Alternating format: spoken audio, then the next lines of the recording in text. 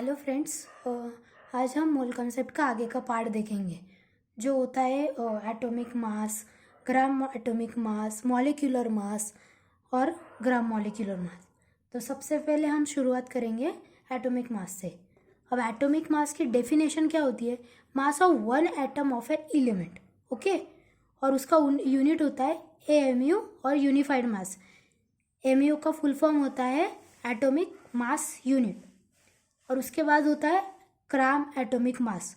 उसकी डेफिनेशन होती है मास of 1 mole of atom of an element. अब ध्यान से इन दोनों का डिफरेंस समझिए।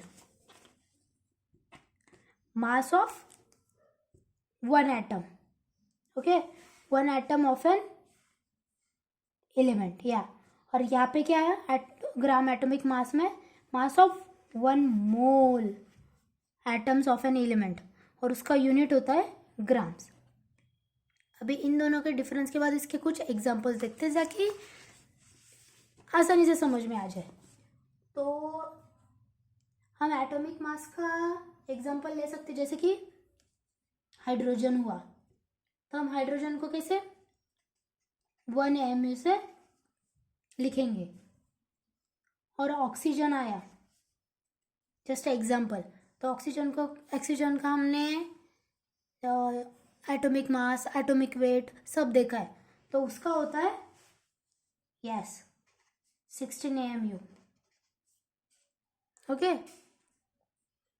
और फिर आया अगर ग्राम एटॉमिक मास जो कि 1 मोल है, अब इसका यूनिट आया ग्राम्स, तो उसी का अगर हम हाइड्रोजन लिखेंगे तो उसके आगे क्या आएगा? 1 ग्राम। और ऑक्सीजन के आगे 16 ग्राम।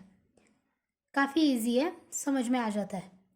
तो ध्यान रहेगा, मास of 1 atom of an element को हम मेंशन करते हैं एटॉमिक मास, और अगर ग्राम एटॉमिक मास में आएगा 1 मोल एटम्स, ओके, मोल याद रखना।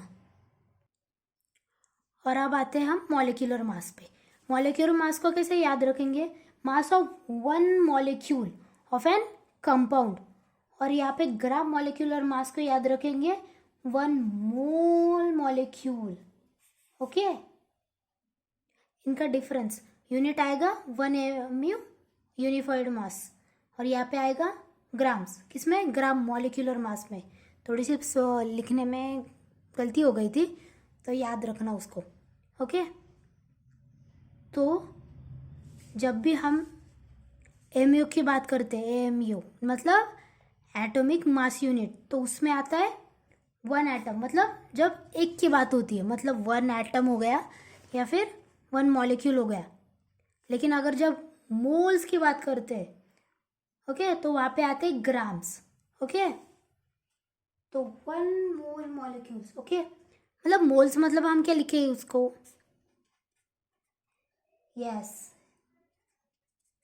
N atoms, okay. तो याद रहेगा, जब मोल्स की बात होती है तो यूनिट आता है ग्राम्स, और जब मॉलिक्यूल जब एटम की बात होती है, एक एटम की या फिर एक मॉलिक्यूल की, तो यूनिट आता है AMU। अब मॉलिक्यूल मास का अगर एग्जांपल ले तो वही लेते हैं, मॉलिक्यूल ऑफ कंपाउंड बोला है, ओके। मॉलिक्यूल आएगा H2, तो H2 का हम कैसे लिखेंगे?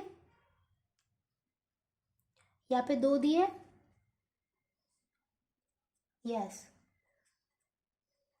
2 AMU। O2 को लिखेंगे 2 × 16 मतलब 32 AMU, ओके। H2O2, यहाँ पे क्या आएगा? 2 × 1 2 × 16, लेकिन यूनिट में आएगा 2 ग्राम और 16 ग्राम, ओके। Is that clear? काफ़ी आसान है, बस डिफरेंस समझ लो। 1 ग्राम आया तो हमने उस पर उधर क्या लिख लिया? राइट, AMU को मेंशन कर लिया। सॉरी, जब हमने 1 वैल्यू ली किसी के भी एटम की या मॉलिक्यूल की, तो वहाँ पे यूनिट आया AMU, और जब मोल की बात करते मतलब N एटम्स आएंगे तो वहाँ पे ग्राम में हम यूनिट में मेंशन करेंगे। अब आते हैं हम लोग रिलेशन पे। ओके, मतलब एमयू और ग्राम का रिलेशन। तो एमयू ले लिया या ग्राम ले लिया, ये दोनों होते यूनिट्स। ओके, तो अगर हम यूनिट्स की बात कर रहे हैं तो हाँ, कुछ ना कुछ रिलेशन तो निकलता ही है। ओके, तो उसे हम कहते हैं 1 AMU is defined as mass of 1/12 part of 1 carbon 12 atom. Okay, शायद समझा होगा या नहीं समझा, थोड़ा डिटेल में बताती हूँ डेफिनेशन। फिर 1 AMU is defined as mass of 1/12 part of 1 carbon 12 atom. Okay, तो अब इससे समझो, हमने एक C12 का एटम ले लिया, तो हम क्या करेंगे, इसके करेंगे 12 पार्ट्स। ओके, समझो ऐसे पार्ट्स हो गए, अब गिनते मत बैठना। ओके, तो ये हो गए 12 पार्ट्स मान लो। ओके, मतलब इतने तो क्लियर है। तो हमने इसका एक पार्ट ले लिया। ओके, इसका हमने 12 पार्ट्स में से एक पार्ट लिया, मतलब 1 पार्ट। ओके, पिज़्ज़ा तो सबने खाया होगा ना, तो पिज़्ज़ा की एक स्लाइस ले लिया हमने, वो कितना है, मतलब जो पिज़्ज़ा था उसको 12 पार्ट्स में कट कर लिया, उसमें से हमने एक स्लाइस उठा ली, तो 1 पार्ट इज इक्वल टू आता है, ये 1 पार्ट है। ओके, तो इसको हम लिखेंगे 1 part is equal to 1/12 part. Okay,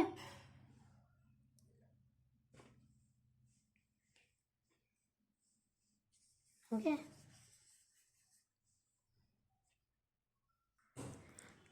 अब आगे आप क्या करो, इसका मास मेजर करो। ओके, और आप इसका मास मेजर करोगे तो ये बराबर आएगा 1 AMU के। ओके,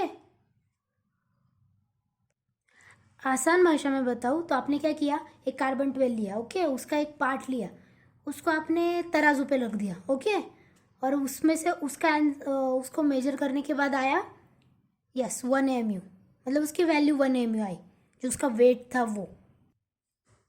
तो आसान भाषा में बताओ तो AMU ले लिया या ग्राम्स ले लिया, ये दोनों यूनिट्स है। अब उसका रिलेशन हमको लिखना है। ओके, तो उसका रिलेशन आता है 1 AMU is equal to 1/Na grams. Okay, और अपने हमें तो Na की वैल्यू पता है 6.02 इंटू 10⁻23, तो उसका आंसर आता है 1.67 इंटू 10⁻24 ग्राम। ये ऐसे इन दोनों में रिलेशन बना, जैसे हम एग्जांपल लेते हैं ना, 1 kg is equal to 1000 gram,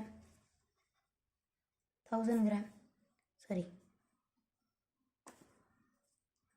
1000 gram, वैसे इन दोनों में रिलेशन बन गया। ओके, आगे पूरी कॉन्सेप्ट समझ में, तो अब इस पे हम एक क्वेश्चन ले लेते हैं ताकि अच्छा रहता है। आगे अगर क्वेश्चन आए उसमें से तो समझ में तो आना चाहिए ना, तो जस्ट दिख रहा है। ओके, क्वेश्चन है calculate mass of 1 mole of molecule of NaOH in grams. तो अब क्वेश्चन को समझो, क्या बोला है, calculate mass of 1 mole. Okay, sorry, calculate mass of 1 molecule of NaOH। Okay, तो 1 मॉलिक्यूल ऑफ NaOH। ओके, तो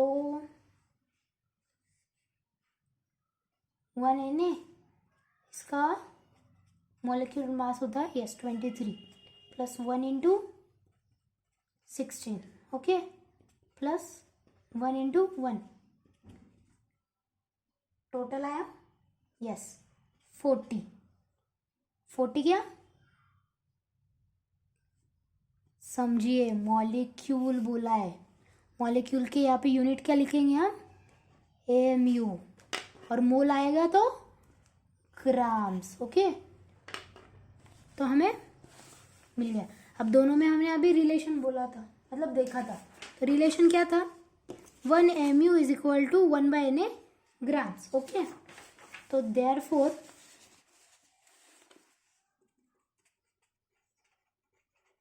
ग्राम्स 40 इंटू यस 1/Na, तो 90/Na ग्राम्स। वैल्यू डालनी है तो 1.67 इंटू 10⁻⁻27, पूरा 1/Na का मतलब 40 इंटू 1.67, मतलब इन शॉर्ट क्या लिखेंगे 40 इंटू 1.67 इंटू 10⁻⁻24 ग्राम्स भी लिख सकते हैं। ओके, जो भी क्वेश्चन में पूछा उससे आप फाइंड आउट कर लेना। Okay, so thank you guys. आज तक मतलब आज का ये टॉपिक इतना ही था। कल हम average atomic average atomic mass ले लेंगे, फिर हमारे जो एक्चुअल फॉर्मूला है मोल के वो कर लेंगे। आज के लिए इतना ही। Okay, bye.